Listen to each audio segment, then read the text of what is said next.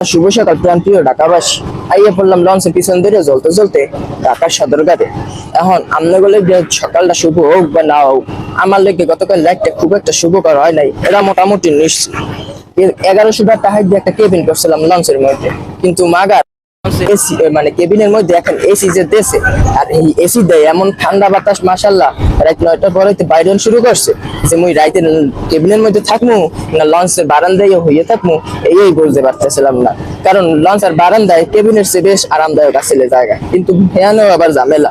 লঞ্চের বারান্দায় একটু পর পর কতক্ষণ পর পর বৃষ্টি হান আমার। এখন আমি কেবিনের মধ্যে বরফ হইয়া ঘুমামু না লঞ্চের বাইরে বৃষ্টিতে ভিজে ঘুমামু, এই চিন্তাই মনে করেন অর্ধেক রাত পার হয়ে গেছে।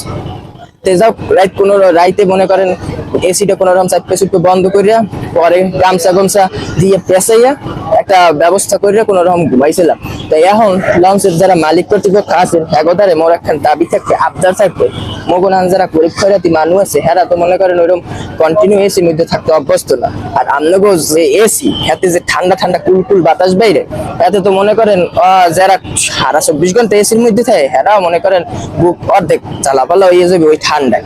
তাই আপনারা যদি সম্ভব হয় যারা লঞ্চ মালিক কর্তৃপক্ষ আছেন হেরা যদি ওই যে বা ঢাকা শহরে যে বিজনেস ক্লাস গাড়িগুলা চলে, এসি চাইলে এককাল পুরোপুরি বন্ধ করে হেলান যায়, এরকম যদি একটু ব্যবস্থা করে ফেলাই করতেন যে চাইলে যে যার ইচ্ছে হইবে যাতে 1-2 ঘন্টা পর এসিটা পুরোপুরি বন্ধ করে হেলাইতে পারবে, এরকম যদি একটু সুযোগ করে দিতেন তাহলে মগনান এরকম গরিব খরাতি মানুষ একটু আরামায়েশ করে কেবিনে আইতে পারতে।